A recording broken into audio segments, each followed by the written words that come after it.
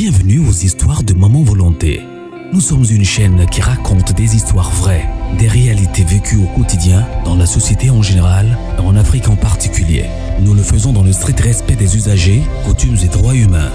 Nous réalisons des analyses constructives dans le but d'éduquer, d'informer et de former la masse, car votre éducation, épanouissement et plaisir sont notre devoir. Abonnez-vous et cliquez sur la cloche de notification pour ne manquer aucune actualité en temps réel et surtout, aimez et partagez nos vidéos pour élargir notre communauté. Maman Volonté et les volontaires, ensemble, nous sommes plus forts. Bonjour les volontaires, bonjour les amis d'à côté, bonjour les frères et sœurs, cousins, cousines, tout le monde, les amis. Asseyez-vous en apportant sur vous des pop-corn, des chips, un peu de quelque chose à boire pour écouter ce petit conseil. Il y a des fois, parce que j'entends des gens le disent, et puis je pense aussi que c'est ce que nous disons, c'est ce que nous faisons. Il y a des moments où nous pensons que Dieu ne nous écoute pas. Oh, Dieu, pourquoi Dieu n'entend pas mes prières? J'ai prié fatigué, mes problèmes restent les mêmes. J'ai tout fait. Je ne sais pas ce que nous disons par tout fait. Qu'est-ce que tu as fait? Est-ce que tu as quelque chose à faire? Tu n'as rien à faire. Il n'y a rien d'autre à faire que de prier. Parce que le docteur a essayé de te guérir, mais ça n'a pas répondu, ça n'a pas totalement marché. Tu es allé même voir les tradipraticiens. Les problèmes ne trouvent pas de solution. Ton dernier recours, c'est Dieu. Pourquoi tu le prends comme dernier recours? Pourquoi en allant déjà voir le docteur, tu ne penses pas que avec l'aide de Dieu, ces médicaments, cette opération, tout ce que le docteur fera, ça peut marcher par la grâce de Dieu? Pourquoi tu n'as pas pensé auparavant à Dieu? En allant chez le tradipraticien, pourquoi tu n'as pas pensé que c'est Dieu qui a créé les herbes? C'est Dieu qui a créé l'arbre même avec ses racines. Que par la grâce de Dieu, cette maladie va se guérir. Que Dieu peut passer par cette personne pour me guérir. Pourquoi en allant déposer ton dossier pour ton travail, tu n'as pas déjà pensé à Dieu que par la grâce de Dieu, ce directeur peut me recevoir et qu'il peut accepter de m'engager chez lui? Pourquoi? C'est quand tu finis d'aller déposer le dossier que tu penses à Dieu. Pourquoi tu n'as pas prié avant d'aller même déposer le dossier? C'est simplement dire que ce que nous devons faire en premier, nous le faisons toujours en dernière position. C'est comme quelqu'un qui veut venir chez toi à la maison et qui ne t'appelle pas d'avance pour te demander « Est-ce que tu es à la maison? J'ai l'intention d'aller vers toi, mais est-ce que tu seras à la maison? » Pour savoir au moins le programme de la personne. Pour savoir s'il sera là ou pas. S'il est là maintenant, mais qu'il a un programme de sortie. Ça, on ne le fait pas. Hein? On se lève d'abord pour aller chez la personne. On va rester même au portail. On commence par sonner. Et quand personne ne répond, on commence par téléphoner. Pour savoir, ah, je suis venu à la maison, je suis devant ta porte, je sonne, mais personne ne me répond. On dirait que tu n'es pas à la maison. Hein? Et c'est quand la personne te dit, Non, je viens justement de sortir que tu as dit, oh,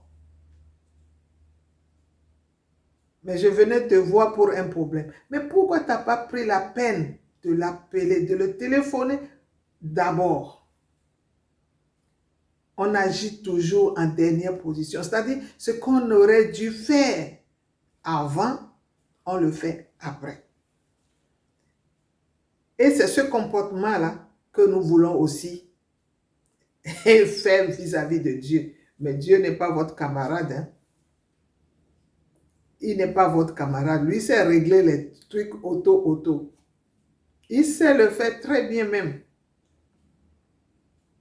Tu dis maintenant, oh, pourquoi ma maladie ne guérit pas? Pourquoi ma santé? Pourquoi les choses restent telles? Pourquoi mon enfant là n'a pas réussi à l'examen? Pourquoi? Et c'est maintenant que vous vous posez cette question. Pourquoi ne pas réfléchir? Et puis c'est quand on finit de faire l'examen, quand l'enfant finit son examen, qu'on commence par prier. Dieu, il faut tout faire pour que mon enfant réussisse. Mais avant que l'enfant n'aille à l'examen, est-ce que tu as prié Dieu? Est-ce que tu as appelé l'enfant? Et ensemble, vous avez prié pour mettre l'enfant dans les mains de Dieu avant qu'il ne parte pour l'examen. Tu l'as fait? Non. C'est quand il a fini d'aller écrire maintenant ces bêtises là-bas que tu commences par crier, Dieu, il faut faire ceci.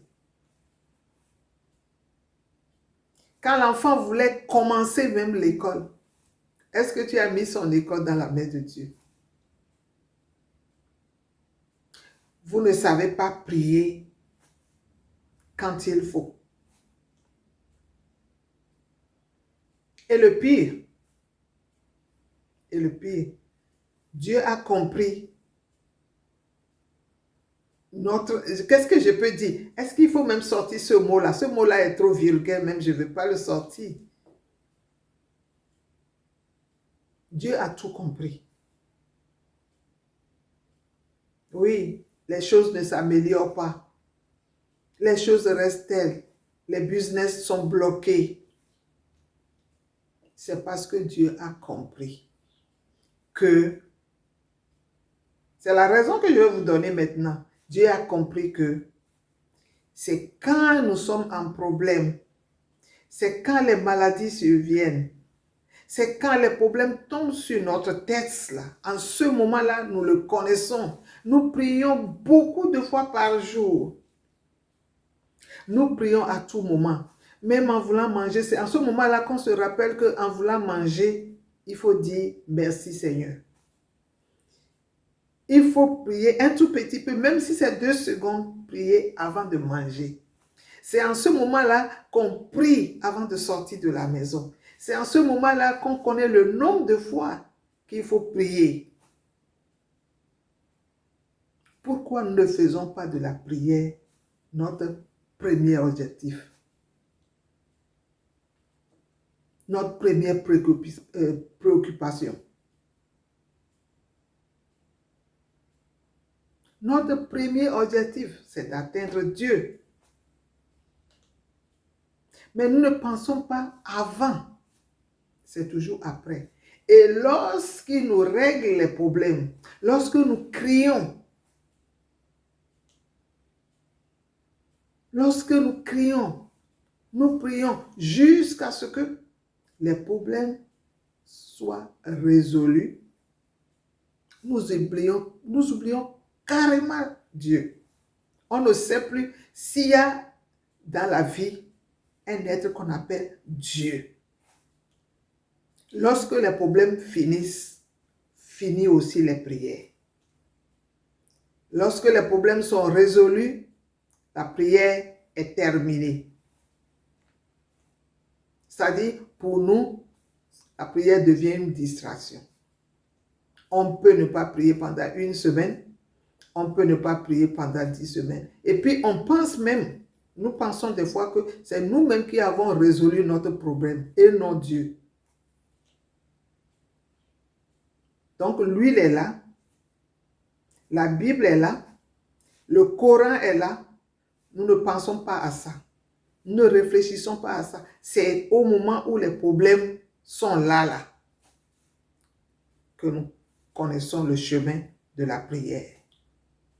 Et quand les problèmes sont résolus, finit la prière. C'est pour ça que Dieu aussi a compris. Et les problèmes là, il les laisse avec nous. Parce qu'il sait que c'est quand les problèmes sont là que nous le prions. Il sait que c'est quand nous avons les problèmes là, quand nous sommes dans les gros problèmes là, que nous le prions beaucoup. Donc souffrez. Souffrez que Dieu aussi là, il fasse à sa tête des fois. Donc si tes problèmes restent comme ça, ne pense pas que Dieu ne te voit pas. Ne pense pas que tu pries et lui, il ne t'entend pas. Il t'entend très bien. Il écoute ta prière et il entend très bien. Mais il te fait payer les autres fois où il t'a réglé les problèmes et tu as oublié carrément son existence. Ou tu as pensé que c'est toi-même qui as réglé ton problème, ou bien c'est l'autre là-bas qui a réglé ton problème, ou bien c'est à cause de ton argent que le problème est résolu. Donc si tu veux que Dieu t'écoute bien, que Dieu entende ta prière et qu'il agisse comme il faut là, apprends à prier comme il faut. La prière n'est pas conditionnée au problème. Prends la prière à cœur. Prie quand il faut. Et tu verras si tes problèmes ne trouveront pas de solution. Je suis très sûr, à 100% sûr que si tu pries comme il faut, quand il faut, si tes prières ne sont pas conditionnées, tu auras à coup sûr la solution à tes problèmes. Dieu est là pour tous. Il a un bon cœur. Il sait faire les choses quand il faut. Donc voilà la réponse à ta question. Ce n'est pas que Dieu ne t'entend pas, ce n'est pas qu'il ne te voit pas. Mais il sait que si tu règles le problème tout de suite là, tu vas l'oublier. Donc, apprends à prier au moment où tu n'as pas les problèmes. Et tu verras, tout sera normal. Dieu va répondre quand il faut, comme il faut à tes problèmes. Voilà, aujourd'hui, notre petit conseil d'aujourd'hui, c'est de savoir prier. C'est de savoir prier. C'est de ne pas prier simplement quand on a des problèmes. C'est de ne pas prier seulement quand on est malade. Quand on est bien portant aussi, on doit prier. Quand on n'a pas de problème du tout, on doit prier. La prière, c'est la première des choses. On doit prier. Ce n'est pas qu'on peut prier, mais on doit prier. Alors, nous sommes à la fin de notre petit conseil. Si vous avez aimé, thumbs up, appuyez dessus, partagez la vidéo passivement, appuyez sur la cloche de notification pour ne pas rater nos prochaines vidéos.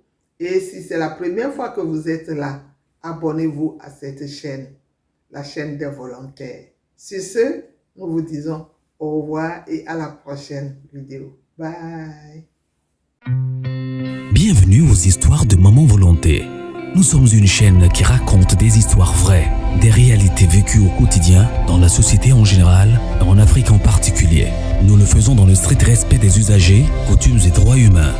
Nous réalisons des analyses constructives dans le but d'éduquer, d'informer et de former la masse, car votre éducation, épanouissement et plaisir sont notre devoir. Abonnez-vous et cliquez sur la cloche de notification pour ne manquer aucune actualité en temps réel et surtout, aimez et partagez nos vidéos pour élargir notre communauté.